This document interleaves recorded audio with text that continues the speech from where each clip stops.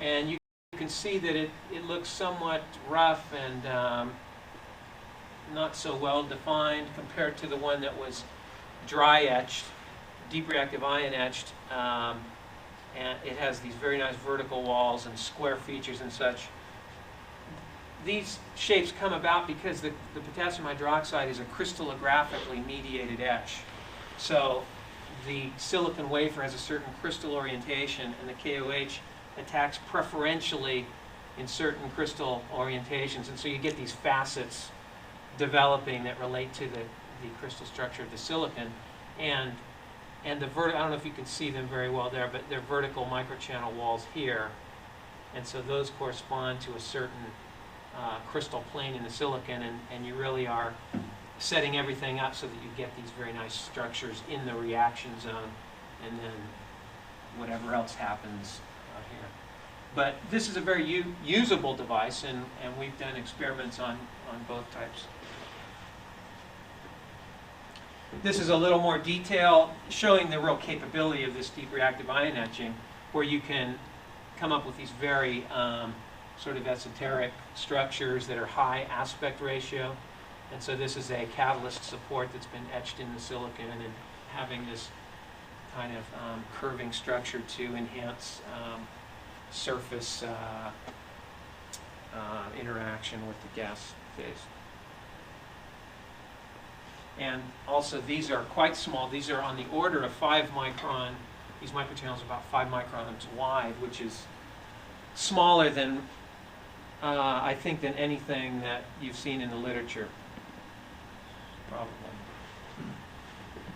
This shows the step where you bond the top of it with Pyrex, the cover, and that gives you a very nice hermetic seal. And we've had these pressurized as high as around 10 atmospheres, and they still didn't break. We just didn't have the ability to measure pressure very well above that.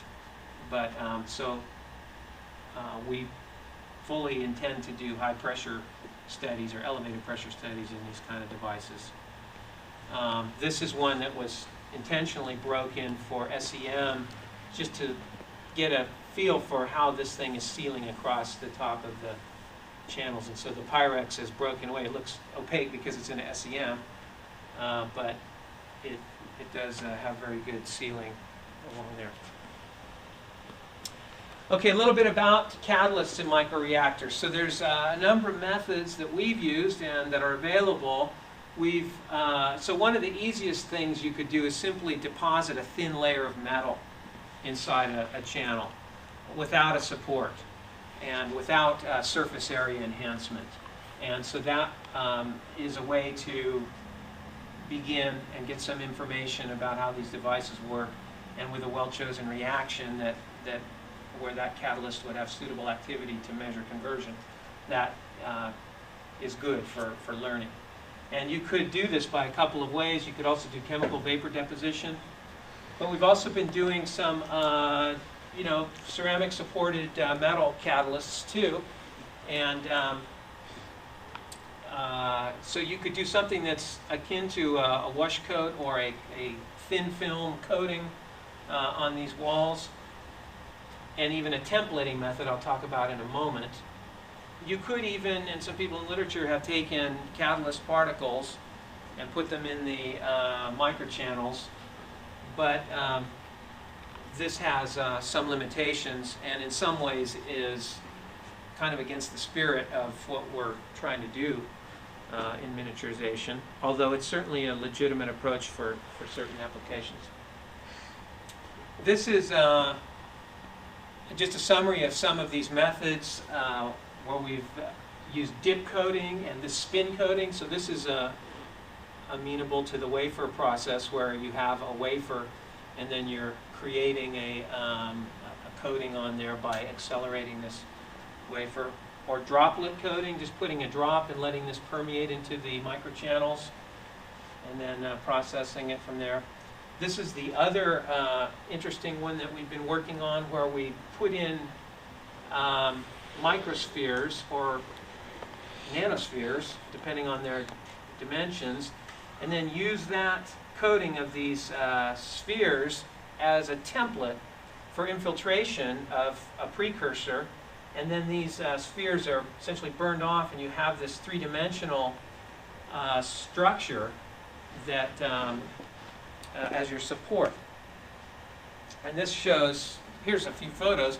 This shows that templating method in a 3D sense, where you take several of these layers and then infiltrate a solid between those, burn them off, and you have this network support kind of structure.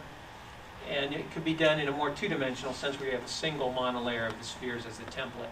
And this could be silica or alumina. We've done both there. This is more, this is unpatterned. So here you're just simply doing something like the drop coating and getting coating in on the microchannel walls. And this is a close-up of one of these layers that we did with alumina. And one of the very nice things is that with these very small reactors, you can do this kind of coating and then do characterization by, for example, taking the whole reactor and putting that into a BET system to measure the total surface area that's in the entire reactor.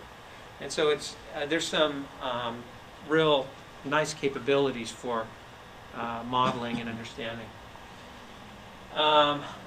This is a little bit more about this template method, and this is one way to get these polystyrene spheres to attach to the microchannel walls using a technique that really comes out of nanotechnology, this layer by layer assembly, where you use polyions, charged polymers that are aqueous, as a kind of glue, and then you put them in a solution of beads, and then these beads, or put this thing in the beads, and then they adhere, and then you infiltrate and then burn them off. And this just is an image showing the alumina done with that kind of approach.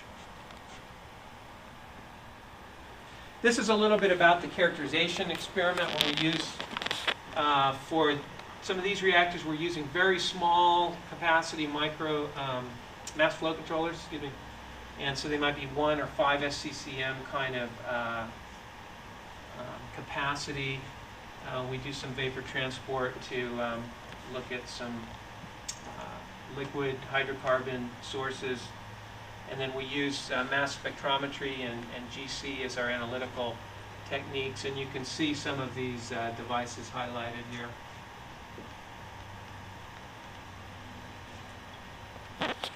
This is an example of some of the reactions that we've done as kind of models, mostly for learning. Some hydrocarbon conversion reactions, and I'll give you a little bit, some results that we've obtained there. We've done some work in this combination of hydrogen and oxygen in the explosive regime. We've made some electrochemical oxidizers, namely microfuel cells, and actually converted the microreactors that you've seen into fuel cells by adding a Nafion membrane that's been patterned using microtype microfabrication. We've done a little bit with syngas conversion, hope to do more there, and some combustion studies as well. This is one of our model studies where we use cyclohexene as a reactant, because with platinum catalyst it displays both of these, the hydrogenation and dehydrogenation behavior, so it gives you some good things to study as far as selectivity. And for this particular reactor, we observed this type of behavior, and this is conversion with temperature. And this is simply just look at this part, but this is a model that was just based on some published kinetic rate laws and making the assumption that mass transport did not matter and that we were completely reaction limited. And so that turned out to be a pretty good assumption there, and gave a reasonable agreement with the experiment. The interesting thing that we saw in this particular case, so this was one of these thin films of platinum that's just essentially like a metallic foil adhering to the walls of the microchannel, so it's just unsupported platinum, we're able to get deactivation or observe deactivation at a temperature that agreed with observations in the literature. And another interesting thing I'll show you in a moment, not only does conversion decrease here, but also you begin to see a selectivity shift as well. This is just a follow-up to that, where we did some calculations to show, to compare the mass transport rate to the reaction rate.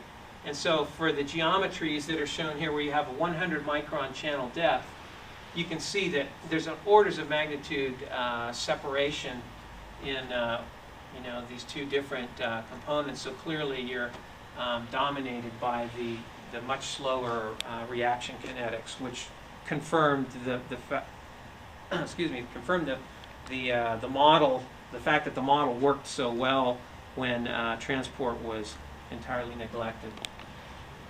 This shows the selectivity behavior I was talking about, where in the area that the conversion begins to decline, you also see this reversal of selectivity, where essentially you go from hydrogenation here, cyclohexane as the product, to now benzene being preferred, and so essentially reforming behavior taking over and becoming much more selective.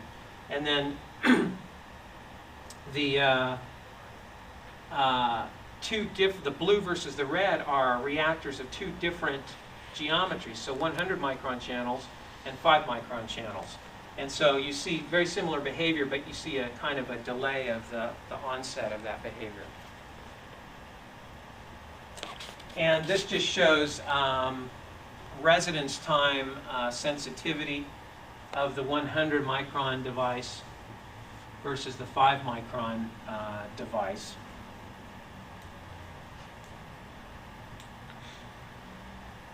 And then this is the space-time yield on an area basis, where now the 5 micron device, for the flow rates being used here, is much less efficient. The platinum is underutilized relative to the 100 micron device, and yet at higher flow rates, this one will take off and equal or likely surpass this one, but we didn't explore that region. And so one of the very nice things about these devices is that the kinds of flow rates we were using were on the order of a ccm, a cubic centimeter per minute. And so when you think about using exotic chemicals or isotopically marked reactants, the cost of doing that now becomes much more reasonable because the consumption is so low. And in fact, to do something like, I believe it was 150 hours of operation of this reactor in this type of experiment consumes something like 3 milligrams of the hydrocarbon reactant. So you don't think of that as advantageous from the production standpoint, but as an analytical tool, that would be an efficiency or a cost saving thing. This is where I see the implementation of microchemical systems, how we're going to see these things appearing, say, in commercial kinds of applications. These are different technologies. So this first one is an array, say an array of microreactors that would be used for doing a number of reactions simultaneously to speed up development time.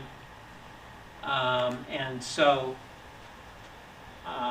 for example, for catalyst discovery or process development, I think we're already starting to see some of those things appear industrially as applications of microreactors.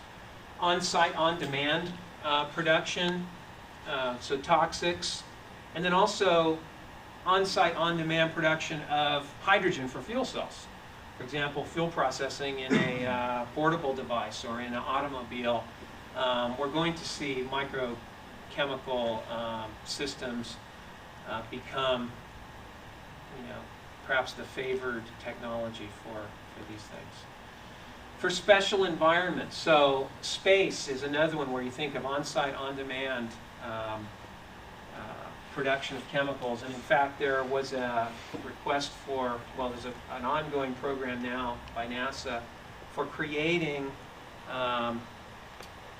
fuel from the Martian atmosphere. So creating methane from the carbon dioxide that makes up the Martian atmosphere, so that could be used for providing energy for a mission there, and also fuel for returning as well.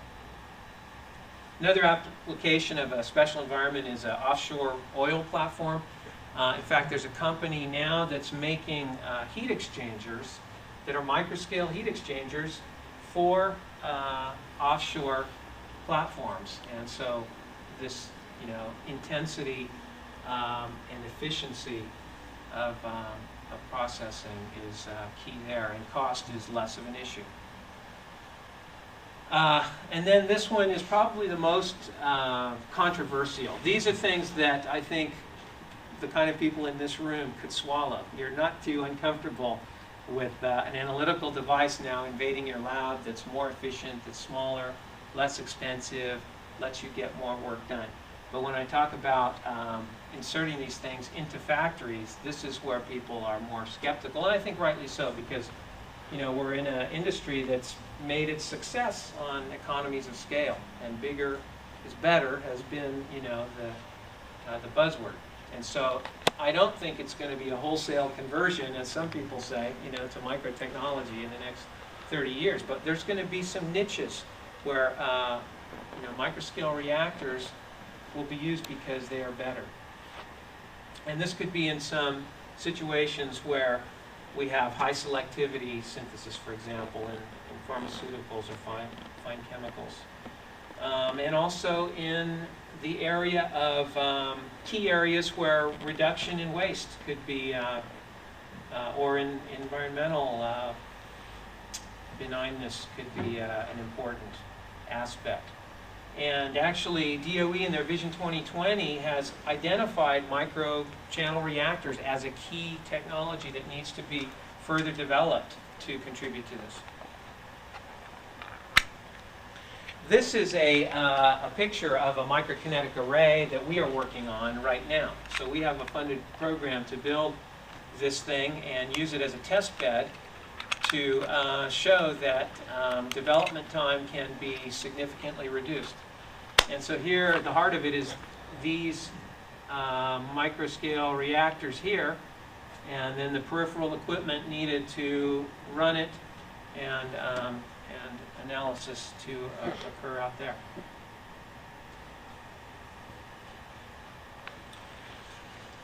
Before I conclude, I just wanted to talk a little bit about where I am now at Stevens Institute, and what we have there is called the New Jersey Center for Microchemical Systems, NJCMCS.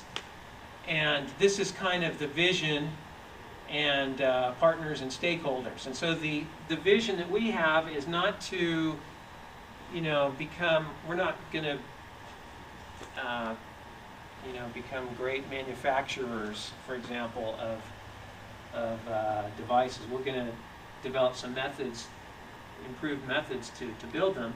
But we really want to have leadership in the area of this idea of microkinetic test and design methodologies, where that array I just showed is now a methodology for rapidly gaining data that is applicable, specifically applicable to microchannel-based systems, and then provides kinetic rate laws and other pertinent information that, when combined with advanced computational tools, becomes a kind of unified design methodology for that could be generally applied to a number of applications. So we really see ourselves as having the number of unique strengths that are needed there.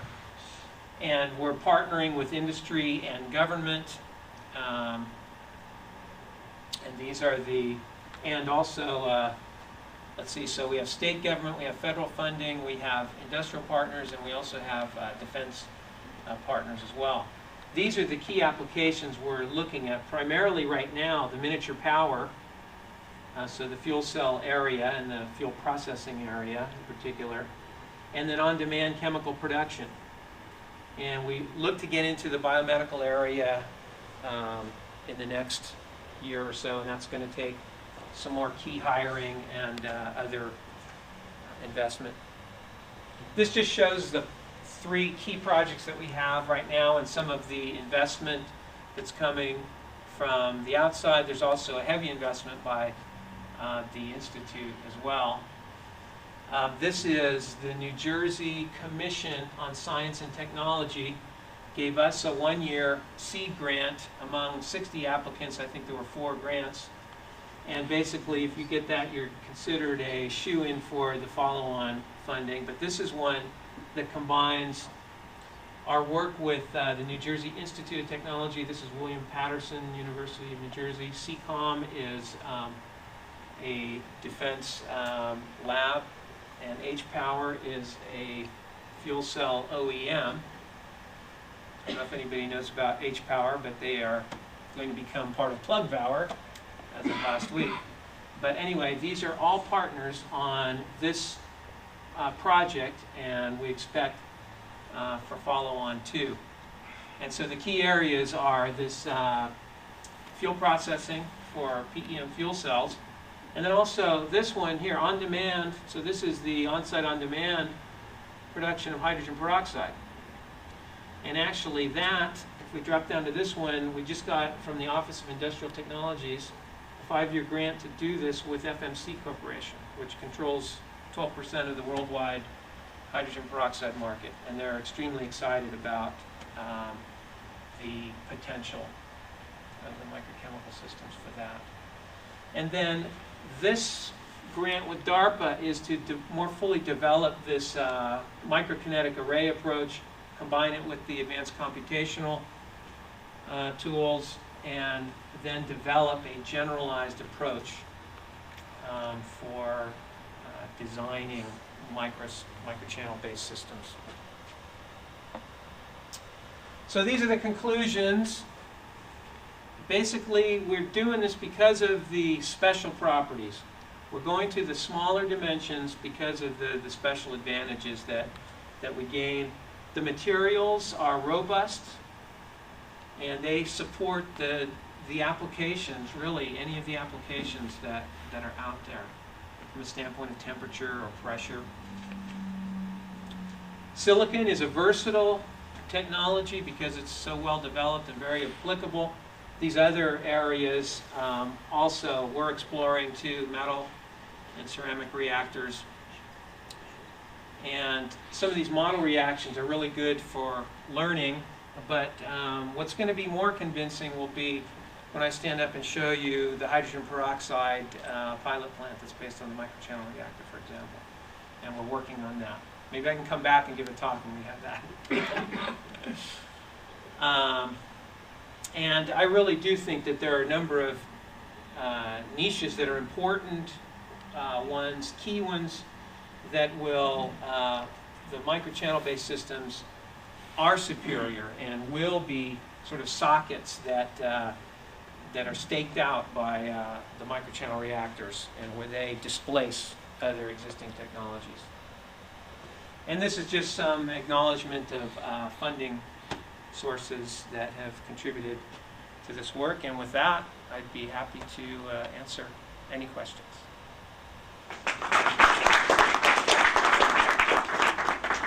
Yes?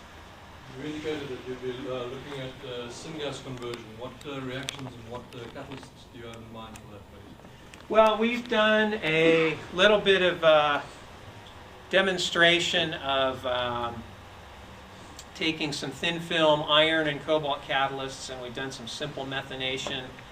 And actually, we have an applied catalysis paper coming soon to just demonstrate, to make the case really of this arrayed approach for exploring this whole area of syngas conversion.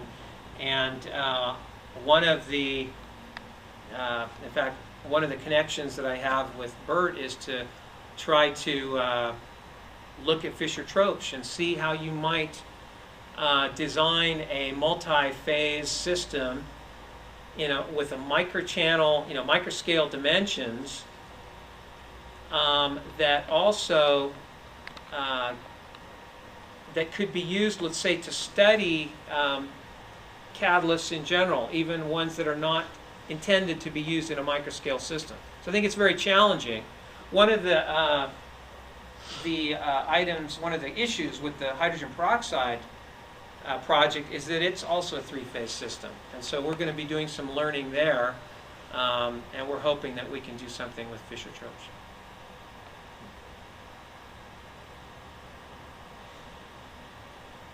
Yeah. Just on a practical note, is there a parallel effort to look at process instrumentation on such a small scale? Like, how do you know what's going on inside these micro factories, I guess you'd call them? Yeah, that's temperature, pressure. That's a good question. There's some kinds of microsensors that are out there, and we actually are developing some, and we're also developing some a spectroscopy technique where we can probe the microchannels. With this Pyrex cover, you can use some optical methods. So there's a lot of work to be done there, I think. Yeah. You also talked about the factory paradigm as probably the most difficult thing that people are going to be the most skeptical about. Have you given any consideration to either the cost of the product that could be made under this, on a commercial scale, you have to pay $50 a gram for this material, you can make it, or at what cost does the reactor have to go down to in order to make something? Have people thought about that? I can think of one study that was a paper study, basically, and the case was HCN, hydrogen cyanide, so a toxic, and frankly, I don't remember what the final result was. I think it was probably that it was more economically feasible to do the microchannel system. Otherwise, maybe it wouldn't have appeared in the. No, I'm sure it would have. It was a, objective kind of thing. But really, a lot more needs to be done there. That's the bottom line. Costs are going to be very high, at least initially. It's hard to make the comparison, but you have Moore's law or whatever to try to give you some idea of where you can go in a few years. Right. But from a factory standpoint, these materials are going to find chemicals are very expensive materials. Near term or near far term. Right. Yeah, I think there's that's wide open, and for somebody to get in there and really stake out that whole area of the economic trade-offs, it would be a good one. Yeah. One of the problems in electronics is connections between the circuits and the outside world. Yeah. How do you do that? And the circuits are very small, but the outside world is much bigger, and the contacts take much more volume. And From a fluidic standpoint? Right. Yeah, and again, that relates to this issue too, the whole idea of, in fact, there's going to be, in his spreadsheet back there, there's going to be a big box there with a big question mark on it. How much does it cost to connect, to interface this thing to the rest of the plant? And how do you do it? And all that. So I think, again, that's another. And just putting threads on the end of this tube is going to be a problem, right? Can you make threads? Well, so what we typically do is we use O-ring sealed in these lab systems. But in a metal system, you might have welded tubing or something like that. And you think of what a manifold would look like, or you look at that Merck example, and here's kind of these tubes coming into, a larger scale manifold. So, that's a great research area too that really needs to be attacked. Classic chemical engineering theory, mass transfer, heat transfer, fluid dynamics deals with those macroscopic phenomena. Is this macro reactor change anything in chemical engineering theory, or is it some new requirements of the reactor design? For example, boundary theory, boundary layer theory, that you have a boundary everywhere, you have a wall everywhere. Does this have a new new demands for new theory or change anything to chemical engineering theory? Yeah, at this point, for the kinds of dimensions that are typical, you know, treating the fluid as a continuum and using sort of conventional CFD approaches and theory seems to work. Seems to work about right. But there are some issues having to do with the reaction aspect, that where there's more work that needs to be done, where people get, say, higher conversion than can be predicted or modeled, and it's still not understood why. So again, a lot of work needs to be done there, but it looks like, and this is one of the things we're doing in this study, where we're going to be using advanced computational tools for kinetics and for the fluidics part. We want to try to make a dent in that in our, institute, in our center.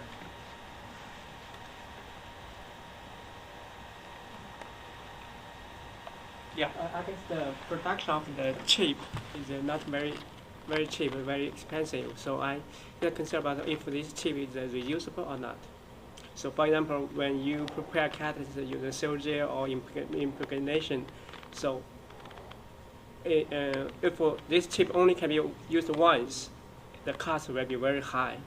So I just wonder if it can be reused. Well, so the fabrication, if we put the material cost aside for a minute, the fabrication costs are potentially extremely low.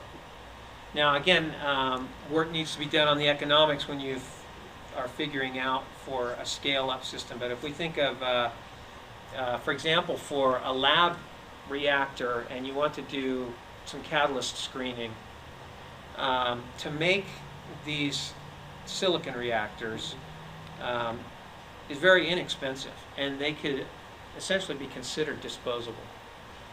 Now, if you're screening platinum catalysts, or if you're trying to, let's say you're trying to make a, I don't know, a fuel processor for a fuel cell that goes in your cell phone or something like that, where now the material cost, maybe the platinum cost becomes the dominant cost in that system. So potentially, from the fabrications, the thing that comes from microelectronics is that these can be very cheap because they're made in batch in high volume. Another question is, the main target of this technology is to speed up the catalyst screening. When you prepare catalyst, use the cell gel or impregnation, there are many different shapes. How can we put a different catalyst in the different shapes? Well, so that's a good question. Our approach is to essentially do it on a manual basis, where we take the wafer and we divide the wafer into individual chips, and then we apply the catalyst to individual reactors, and then we bond them up separately. But you can imagine when you think about, for example, the automation that exists in in sort of biotechnology, where they are doing, I don't know, drug screening or combinatorial library synthesis, where you have 96 wells in a plate, and you have automated delivery, and you're putting droplets of different reagents in there, and it's all, configured. That it's not too much of a, exercise or mental exercise to then get that to now that's applying, catalyst precursors into individual reactors or something. So I think there's a path to get there. Yeah. One of the hardest things to model or describe is a monolithic type reactor, where you have reactions going on in very small channels. This seems to be a model, this seems to almost describe a single channel of a monolith. Have you done anything to try to correlate these microchannels to monolith type reactors? Yeah, so I think that's a way to think about the microchannel, is to try to think of it as similar to a channel in a monolith. And the answer is yes. But there's a lot that we need to, a lot we have planned to do. I mean, if you ask me that question a year from now, I'm sure I'd be able to give you a better answer. But I think that's a good, that's a good way to think of the microchannel because of the well-defined walls. Maybe the material itself is not, you have something that's like a wash coat in there, and potentially generally the material has high thermal conductivity, so you can dissipate heat as well. So anyway, it's a good question. If I want to use your microreactor to run my PC, say, does it make enough hydrogen per unit time to provide the power I need? So for a PC, you need, let's see, laptop is around a 20-watt fuel cell. Cell phone's about a 1-watt fuel cell. And so that reactor that I showed there, that's on the scale of what you would use, say, for a reformer for a 1-watt system. Okay. And so for 20-watt, it's more like actually the military has these form factors for different standard batteries, and they want to replace these batteries with fuel cells. But the form factors come from the batteries, and so for like I think a 50-watt battery is something like that, about like that. And so hopefully there'd be some gain, and so maybe half that size would be something on the order of, laptop or so, and maybe 2 or 3 times that would power the one on your desk.